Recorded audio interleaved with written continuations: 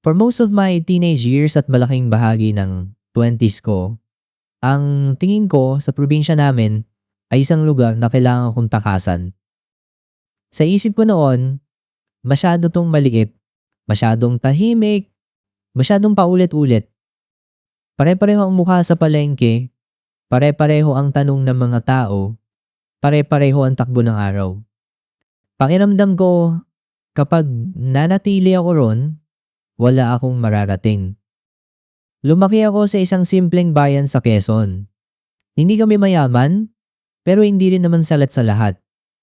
May maliit kaming bahay, may bakuran, may mga kapitbahay na parang alam ang buong history ng pamilya mo kahit hindi mo naman ikwento. Tahimik ang gabi. Noong bata pa ako, ang tingin ko sa katahimikan na yon ay kabagalan. Ang tingin ko sa simpleng buhay ay kakulangan. Kapag nakakakita ako ng post tungkol sa Manila, pakiramdam ko nandoon ang totoong buhay. Nandoon ang future. Nandoon ang opportunities. Nandoon ang version ng sarili ko na gusto kong maging. Nung college ako, halos ginawa kong personality ang pag-alis. Lagi kong sinasabi na after graduation, hindi na ako magtatagal sa amin. I would joke na babalik lang ako kapag may reunion, fiesta, o libing. Natatawa ang iba, pero ako seryoso talaga. Ang tingin ko sa pag-alis ay success. Ang tingin ko sa pagbabalik ay failure. After graduation, nakahanap ako ng trabaho sa Makati. Hindi naman dream job, pero sapat para maramdaman kong nagsisimula na ang real life ko. Nung araw na umalis ako, may dala akong 2 bag, may baon akong bilin ng nanay ko tungkol sa pagkain at pag-iingat, at may excitement akong hindi ko maitago. Hindi ako umiyak. To be honest, mas nangingibabaw noon ang yabang kaysa lungkot. Pakiramdam ko, ito na. Ito na ang buhay na matagal kong hinihintay. Nung una, gusto ko talagang city. The buildings, the lights, the pace, the feeling na parang may nangyayari palagi. Kahit pagod sa biyahe at naninibago sa lahat, gusto ko pa rin. Parang ang sarap paniwalaan na finally, nasa tamang lugar na ako. Nung first few months, todo defend pa ako sa city kahit hindi naman ako tinatanong. Kapag may nagsasabing mahirap ang commute, sasabihin kong normal lang iyon. Kapag may nagsasabing mahal ang rent, sasabihin kong part iyon ng independence. Kapag may nagtatanong kung namimiss ko ang probinsya, lagi kong sagot, hindi masyado, kahit minsan hindi totoo. Naka-bed space ako noon, kasama ang 3 pang babae. Curtain lang ang pagitan ng higaan mo at higaan nila. Wala kang totoong privacy. Kapag may umiiyak sa gabi, winig ng lahat pero walang nagtatanong. Kapag may pagod kang dala, matutulog ka na lang ng tahimik dahil may pasok ulit kinabukasan. Pero kahit ganun, pinipilit kong isipin na mas mabuti pa rin ito kaysa sa buhay sa amin. Pride ang nagpapatakbo sa akin noon. Hindi ko napansin kung kailan nagsimulang mag-iba ang pakiramdam ko. Siguro unti-unti lang. Siguro nagsimula sa mahabang pila sa MRT habang kulang ako sa tulog. Siguro sa mga gabing umuwi akong pagod at wala ng energy kahit kumain ng maayos. Siguro sa unang sweldo na hawak ko na nga, pero halos ubos naman agad sa renta, pamasahe, groceries, at bayarin. Sa social media, mukha pa ring maayos ang buhay ko. May coffee shop photos, may office selfies, may minsang city lights kapag may lakad. Pero sa totoong buhay, lagi akong nagko-compute. Lagi akong nagmamadali. Lagi akong may kaba na kapag may isang bagay na pumalpak, baka sunod-sunod nang bumigay ang lahat. Mas mahirap palang loneliness sa city kasi napapalibutan ka ng tao pero wala ka talagang matakbuhan. Marami akong naging kakilala pero hindi gano'n kadali ang totoong closeness. Busy ang lahat, pagod ang lahat. Laging may next bill, next deadline, next problem. Naging normal sa akin ang kumain mag-isa, maglakad mag-isa, umuwi mag-isa. I know there is nothing wrong with being alone. Pero iba ang pakiramdam kapag wala kang lugar na humihinto para sa'yo. The city does not pause just because you are tired. Nagtagal din ako roon ng ilang taon, hindi naman puro hirap.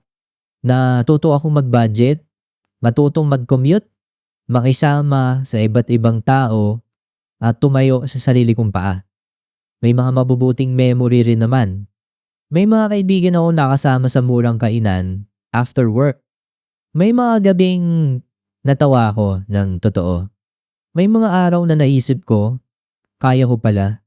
Pero habang tumatagal, mas lumilinaw sa akin na the city can teach you a lot without ever making you feel held. Parang lagi kang sinusubok, pero bihira kang alalayan. Nagkaroon din ako ng relationship habang nasa city ako. Hindi naman masama ang taong iyon. Ang masasabi ko lang, pareho kaming pagod at pareho kaming may sariling bitbit. Nung natapos iyon, hindi naman magulo. Walang malaking eksena. Pero doon ko naramdaman ng mas malinaw kung gaano ako ka-untethered sa lungsod na iyon. Parang biglang nawala ang isa sa mga huling dahilan kung bakit gusto ko pang manatili. Ang pinakamatinding gabi para sa akin ay ordinaryong weekday lang. Galing ako sa trabaho, sobrang pagod, sobrang init, tapos ang dami ko pang iniisip na bayarin. Pagdating ko sa inuupahan ko, may issue na naman sa tubig. Hindi pa ako nakakakain ng maayos. Tapos, may natanggap pa akong mensahe na dagdag isipin. Umupo lang ako sa gilid ng kama ko at bigla akong napaiyak. At ang pinakamasakit, hindi ko alam kung sino ang tatawagan ko nang hindi ko mararamdamang istorbo ako. Nanay ko ang natawagan ko. Hindi kami yung pamilyang palaging malambing sa tawag. Simple lang kami mag-usap. Kumain ka na ba? Kumusta ka? Mag-ingat ka riyan. Pero nung gabing iyon, nang marinig niya lang ang boses ko, hindi na niya ako pinilit magsalita agad. Ang una niyang sinabi, umuwi ka muna. Wala siyang lecture. Wala siyang sabi ko sa'yo. Wala siyang mahabang tanong. Umuwi ka muna. Simple lang pakinggan, pero parang may bumuka na pinto sa loob ko. Bigla kong naalala na may lugar pa pala kung saan pwede akong bumigay nang hindi ko kailangang ipaliwanag ng buo ang sarili ko. Umuwi ako sa probinsya na ang sabi ko sa sarili ko ay pansamantala lang. Ilang araw lang siguro, tapos balik ulit sa city kapag maayos na ako. Ito yung lugar na matagal kong minamaliit. Pagdating ko sa amin, walang grand reunion. Hindi naman ganon sa totoong buhay. Binuksan lang ng tatay ko ang gate. Tinawag ako ng nanay ko mula sa kusina. May nakahandang pagkain. May amoy ng bagong saing. May dumaan na tricycle sa labas. Everything was painfully familiar. Sa unang pagkakataon, hindi ko nakita ang familiarity bilang kulungan. Naramdaman ko siya bilang pahinga. Yung unang mga araw, tulog lang ako ng tulog. Parang bumabawi lang talaga ang katawan ko sa ilang taon ng pagod. Wala akong alarm na hinahabol. Wala akong last trip na iniisip. Wala akong kaba na malilate ako o maiipit sa commute. Nagigising ako sa ingay ng umaga na dati kong kinaiinisan. At napansin ko na iba pala ang tunog ng umaga kapag hindi ka takot sa buong araw mo. Nagsimula akong maglakad-lakad sa hapon. Yung dating kalsadang gusto kong iwan nun, dun ako ngayon dahan-dahang naglalakad. Nakikita ko ang mga tindahang matagal nang nandoon. Nakikita ko rin ang mga pagbabagong hindi ko napansin dahil matagal akong wala. The place was not frozen. I was the one who froze it in my mind and kept calling it small. Dati, akala ko ang problema sa probinsya ay wala itong maibibigay sa akin. Ngayon naiisip ko, baka ang totoo, hindi ko lang alam noon kung ano ang kailangan ko. I wanted speed, ambition, movement, independence. Walang mali ron. Kailangan ko ring umalis para maintindihan ko ang sarili ko. Pero may mga bagay pala na hindi mo mararamdaman hanggat hindi ka nauubos. Iyong pakiramdam na kilala ka hindi dahil useful ka, productive ka, o may title ka, kundi dahil ikaw ka. Iyong pakiramdam na may mauuwian ka na hindi nakabase sa performance mo. Iyong pakiramdam na kapag tahimik ang paligid, hindi ibig sabihin walang nangyayari. Minsan ibig sabihin lang noon, ligtas ka. Hindi naman perpekto rito. Mas konti pa rin ang trabaho. Minsan mabagal ang internet. Minsan may pakikialam pa rin ng ibang tao sa buhay mo. Pero ang kaibahan na yun, hindi ko na ito tinitingnan bilang kahihiyan. Hindi ko na rin ginagamit na dahilan para maliitin ang lugar. Every place has its own kind of difficulty. The city can give you reach, pero pwede ka rin itong lunukin. The province can feel slow, pero minsan doon mo mararamdaman na tao ka pa rin. Hindi ka lang worker, commuter, o empleyado. Naisip ko rin na baka ang matagal kong kinamuhian ay hindi talaga ang probinsya. Baka ang kinamuhian ko noon ay ang takot na maging ordinaryo. Takot akong mastak.